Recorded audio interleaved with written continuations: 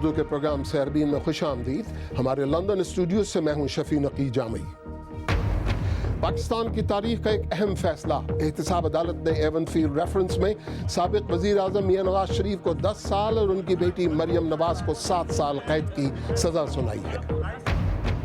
اور دیکھیے گا be B C Urdu کی خصوصی سیریز میں صوبہ خیبر پختونخوا کے ہزارہ ڈویژن میں ہماری بائکرز نے خواتین پر تشدد کے مسئلے پر کیا بات کی.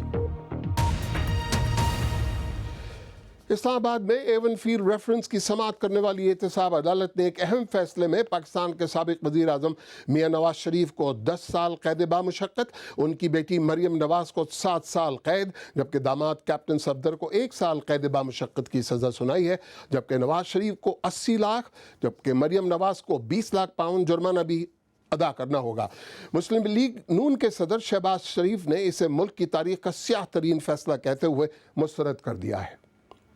حسب روایت احتساب عدالت میں آج نہ تو نواز شریف اور مریم نواز اپنی سیکیورٹی اور پارٹی رہنماؤں کے ہمراہ مہنگی گاڑیوں میں آئے اور نہ ہی ماضی کی طرح کی گہما گہمی تھی جو اس سے قبل اکثر سماعتوں کے دوران نظر آتی تھی. صحافی تمام دن فیصلے کا انتظار کرتے رہے. فیصلہ جب آیا تو انتہائی سخت سزاؤں نے سب کو حیران کر دیا. کہ جو ہمارے دوسرے 2 کیسز ہیں، فلیگ شپ ریفرنس جو ہے اور ہل میٹر ریفرنس، یہ دونوں کیسز اپنے اختتامی مراحل میں ہیں. ایک کیس میں ہماری ایویڈنس مکمل ہو چکی ہوئی ہے، آلموسٹ مکمل ہو چکی ہے. ایک وٹنس میں باقی ہے اور اس میں بھی انشاءاللہ جلد فیصلہ متوقع ہے. احتساب عدالت کی تاریخ میں ایون فیلڈ ریفرنس ان چند مقدمات میں سے ہے جس کا فیصلہ کافی قلیل مدت میں سامنے آیا ہے. اس کی وجہ شاید سپریم کورٹ کی طرف سے اس مقدمے کی براہ راست نگرانی ہے. نواز شریف اور ان کی بیٹی مریم نواز کے خلاف یہ فیصلہ صرف شریف خاندان کے خلاف ہی نہیں بلکہ اس کے منفی اثرات ملک میں 25 جولائی کو ہونے والے عام انتخابات میں حصہ لینے والی ان کی سیاسی جماعت پر بھی پڑیں گے. 20 سال پرانے مقدمے کا فیصلہ اب آنا نواز شریف کے لیے سیاسی طور پر کافی نقصان دہ ثابت ہو سکتا ہے. قانونی ماہرین کا کہنا ہے کہ جب پاکستان کی سب سے بڑی عدالت نے پاناما لیکس میں نواز شریف کے خلاف فیصلہ دیا ہے تو پھر کیسے ایک ماتحت جج اپنا فیصلہ آزادانہ طور پر کر سکتا ہے. کیونکہ ججز جو ہیں وہ آئین اور قانون کے تابع ہیں اپنے اوتھ کے مطابق، اور آئین اور قانون ججز کے تابع نہیں ہے. لیکن یہ بڑا انفارچونیٹ اسپیکٹ ہے کہ ہم نے اپنی انسٹیٹیوشنز، اپنے ادارے، اپنے آفیسز جو ہیں وہ صرف چند لوگوں کو خوش کرنے کے لیے ہم نے داؤ پہ لگائے ہوئے ہیں، اور ہم قانون کی پاسداری کم دیکھتے ہیں. کیسے بھی حالات رہیں گے، میں تیرے ساتھ رہیں گے. مبصرین کا یہ کہنا ہے کہ نواز شریف کا بیانیہ مجھے کیوں نکالا کو عوام میں کسی حد تک پذیرائی ضرور ملی ہے، لیکن اس کے ساتھ ساتھ ملک کی حالیہ تاریخ یہ بتاتی ہے کہ اگر انتخابات سے قبل کسی اہم سیاسی رہنما کے ساتھ کوئی سانحہ پیش آ جائے تو لوگوں کی ہمدردیاں اس سیاسی جماعت کے ساتھ ہو جاتی ہیں. پاکستان پیپلز پارٹی کی چیئرپرسن بے نظیر بھٹو کے قتل کا واقعہ اس کی ایک اہم مثال ہے. اب دیکھنا یہ ہے کہ اس فیصلے کے بعد پاکستان مسلم لیگ نواز اپنے ووٹرز میں اپنی مقبولیت قائم رکھ سکتی ہے یا نہیں. شہزاد ملک، بی بی سی نیوز، اسلام آباد. میاں نواز شریف اور ان کی صاحبزادی مریم بیگم کلثوم کی بیماری کی بنا پر یہاں لندن میں ہیں. اپنی ٹویٹ میں مریم نواز نے کہا ہے کہ بقول ان کے 70 سال سے ملک میں سرگرم نادیدہ قوتوں کے خلاف ڈٹ جانے پر یہ سزا بہت چھوٹی ہے. لیکن کیا میاں نواز شریف نے بھی کوئی رد عمل ظاہر کیا ہے؟ لندن میں میاں نواز شریف کے صاحبزادے حسین نواز کے دفتر کے باہر سے اس وقت براہ راست موجود ہیں ہمارے ساتھ جاوید سومرو. جی جاوید، کیا کچھ کہا میاں نواز شریف نے؟ شفیع صاحب، جیسا کہ یہ اتنا بڑا ڈیسیشن ہوا ہے، اتنا بڑا فیصلہ آیا ہے عدالت کا، تو بظاہر ایسا ہی لگتا ہے کہ میاں نواز شریف، ان کے خاندان والے اور ان کے رفقا سوچ سمجھ کے کوئی اس پر اپنا رد عمل دینا چاہتے ہیں. تو ابھی تک انہوں نے، جیسا کہ جس ٹویٹ کا آپ نے ذکر کیا مریم نواز کے، اس کے علاوہ آفیشیلی ابھی تک مسلم لیگ نے کچھ نہیں کہا. یہاں میں اس جگہ پہ موجود ہوں جہاں پہ اب سے کچھ دیر بعد میاں نواز شریف کی प्रेस कॉन्फ्रेंस होने वाली है, वो एक टॉक देंगे और उसमें शायद वो अपनी पार्टी का और अपना ज़ाती मौक़िफ़ सामने लाएंगे। लेकिन हम सब इंतज़ार कर रहे हैं, पूरा मुल्क इंतज़ार कर रहा है और यहाँ पर सहाफ़ियों की एक बहुत बड़ी तादाद इंतज़ार कर रही है कि मियां नवाज़ शरीफ साहब यहाँ आएंगे और अपना मौक़िफ़ देंगे। अब जो अगले सवाल मैं आपसे पूछने वाला हूँ जावेद, तो ज़ाहिर है मियां नवाज़ शरीफ से ही जुड़े हुए हैं। मसलन ये कि उन्होंने कुछ बताया कि वो पाकिस्तान जा रहे हैं, नहीं जा रहे। अगर जा रहे हैं तो इस इलेक्शन से पहले जाएंगे या नहीं जाएंगे, तो ज़ाहिर है इसका जवाब क्या होगा इस वक्त?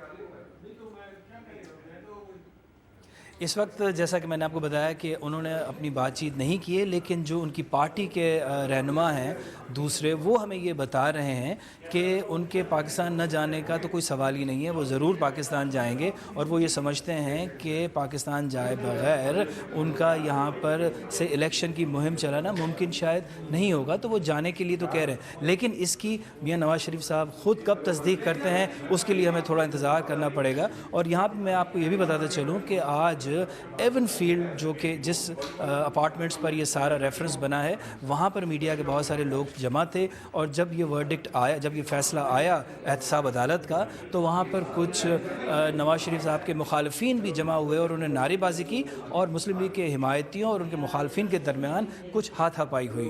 तो अब हम इंतज़ार कर रहे हैं कि इस जगह हुसैन नवाज़ के दफ्तर में मियाँ साहब आएंगे और अपनी पार्टी का और अपना मौक़िफ़ बयान करेंगे।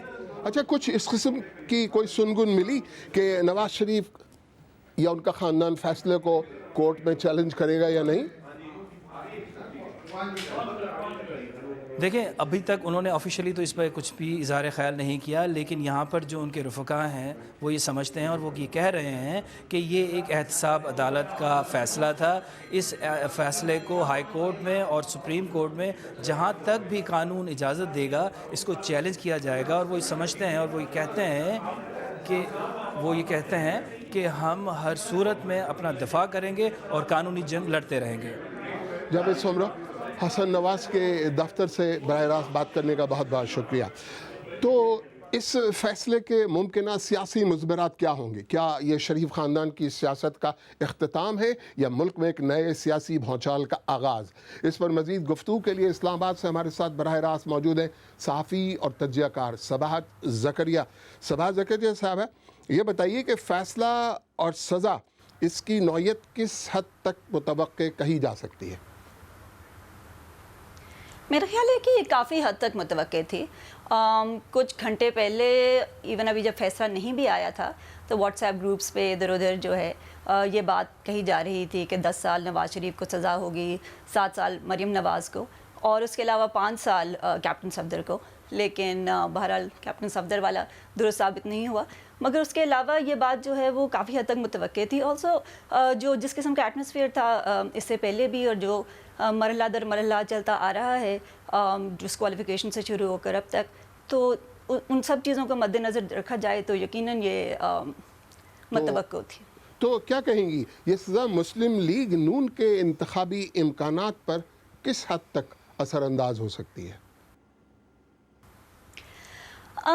मेरा ख्याल है कि आमतौर पे इतनी सियासत जो होती है वो बहुत ज़्यादा हमारे यहाँ इंट्रेंच्ड होती है, लोगों के दिमाग में पहले से होता है कि वो किसको वोट करना चाहते हैं।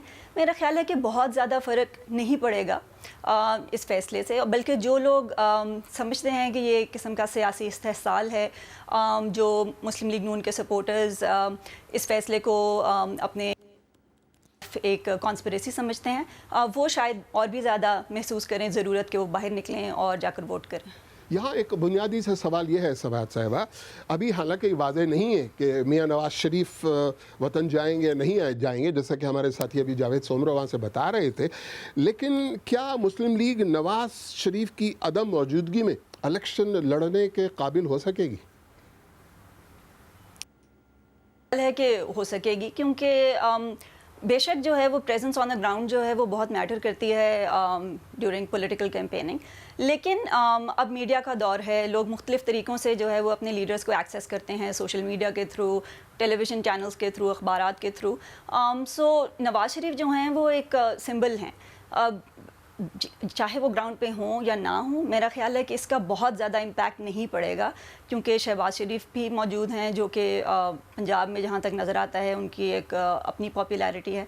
मेरा ख्याल है कि कुछ हद तक तो ٹھیک ہے آپ کی campaigning on the ground matter کرتی ہے، لیکن میرا خیال ہے کہ جو بہت زیادہ پرانے سپورٹرز ہیں ان کو شاید اس سے کوئی خاص فرق نہیں پڑتا۔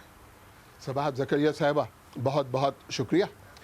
آئیے دیکھتے ہیں کہ اس کے بارے میں سوشل میڈیا کے صفحات پر کیا کہا جا رہا ہے۔ مریم نواز شریف کہتی ہیں پاکستان میں 70 سال سے سرگرم نادیدہ قوتوں کے سامنے ڈٹ جانے کی یہ سزا بہت چھوٹی ہے، آج ظلم کے خلاف لڑنے کا حوصلہ اور بلند ہو گیا۔ افراسیاب خٹک نے کہا یہ منصف بھی تو قیدی ہیں، ہمیں انصاف کیا دیں گے، لکھا ہے ان کے چہروں پر، ہمیں یہ جو سزا دیں گے۔ پی ٹی آئی کے رہنما علیم خان کہتے ہیں کہ ثابت ہو گیا کہ نواز لیگ کے ترقیاتی منصوبے بھی کرپشن اور لوٹ مار کے لیے تھے، شریفوں اور زرداری کا لوٹا ہوا پیسہ ملک میں واپس آنا چاہیے۔ تو اب سزایابی کے بعد میاں نواز شریف اور ان کی صاحبزادی کے لیے قانونی راستے کیا رہ گئے ہیں؟ ہمارے ساتھی رفاقت علی قانونی امور پر گہری نظر رکھتے ہیں اور اس وقت میرے ساتھ یہاں پر موجود ہیں۔ جی رفاقت، اگلا قانونی قدم ان لوگوں کا کیا ہو سکتا ہے؟ شفیع، اگلا قدم تو اپیل ہی فائل کرنی ہے، اور اسلام آباد احتساب عدالت نے فیصلہ دیا تو اسلام آباد ہائی کورٹ میں اپیل فائل کریں گے، اور اپیل لیکن اس کے لیے ضروری ہے کہ جی پہلے آپ سرٹیفائڈ کاپی لیں ججمنٹ کی اور اس کے بعد اپیل کریں، لیکن اس میں ریلیف صرف اسی وقت ملتا ہے جب آپ پہلے عدالت میں سرنڈر کرتے ہیں، جب قانون کے سرنڈر کرتے ہیں، اور وہ اس کے لیے اگر یہ پاکستان جائیں گے اور اپیل کریں گے تو وہ چونکہ رائٹ ہے تو اس میں فوراً آپ کو ضمانت بھی مل جاتی ہے اور ججمنٹ سسپینڈ ہو جاتی ہے، تو اس وقت تو یہی ایک راستہ ہے۔ تو حالانکہ یہ قیاس آرائی ہے اس وقت، آپ نے بتا دیا قانونی راستہ جو کچھ بھی موجود ہے، لیکن امکانات یا خدشات ممکنہ طور پر کیا ہیں؟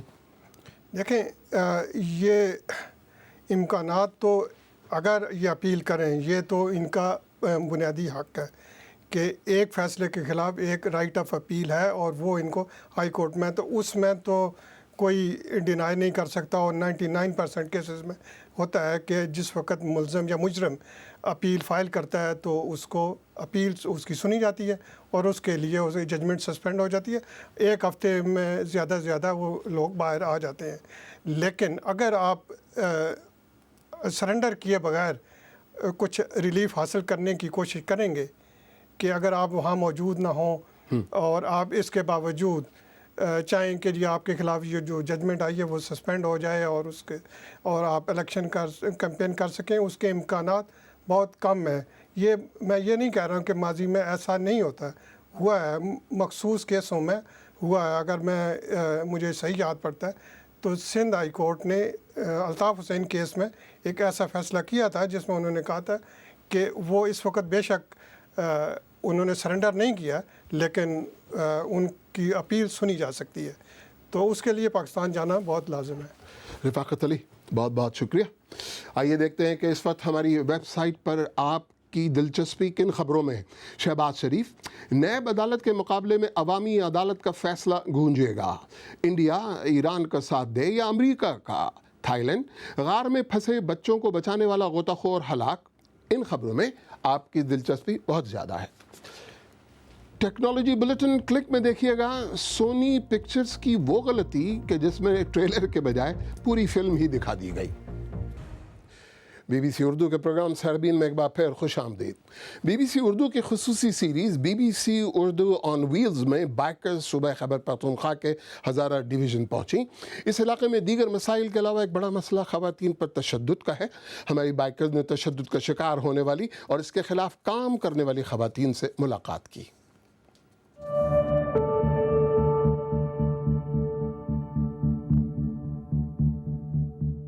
اے پی کے میں ہزارہ ڈویژن میں ہم نے پورا ٹریول کیا ہے، اور یہاں پہ جو ہمارا مقصد تھا وہ یہ تھا کہ ہم وومنز ایشو کے اوپر بات کریں گے، اور خاص کر خواتین پہ جو تشدد کیا جاتا ہے۔ جب سمینہ کوثر سے میری ملاقات ہوئی تو انہوں نے اپنی کہانی مجھے بتائی، اور اس میں یہ بتایا کہ ان کے جو شوہر تھے ان سے انہوں نے دوسری شادی کی تھی، وہ بھی پیسوں کی لالچ میں آ کے۔ السلام علیکم۔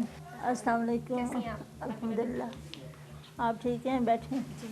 اور اس کے بعد کیا ہوا, انہوں نے ان سے پیسوں کی ڈیمانڈ کی, تو ان کے انکار کرنے پہ ان کے شوہر نے ان کے اوپر تشدد کیا. ان کا کہنا یہ تھا کہ ان کے شوہر نے تیز دھار آلے سے ان کے سر میں مارا تھا, جس کی وجہ سے وہ کوما میں چلی گئی تھی, اور اس وقت وہ حاملہ بھی تھی. میرے خامن نے مجھے معذور کر دیا, میری سوتن اور میرے خامن نے مجھے معذور کر دیا, ساری زندگی کے لیے پیرالائز کر دیا. وہ لوگ جیل سے باہر آ گئے اور میں پیرالائز یہاں بیٹھی ہوئی ہوں. مجھے اگر انصاف ملے گا تو جو خواتین مطلب ہیں میری طرح, تو یہ فائدہ ہوگا ان کو کہ ان کو بھی انصاف ملے گا.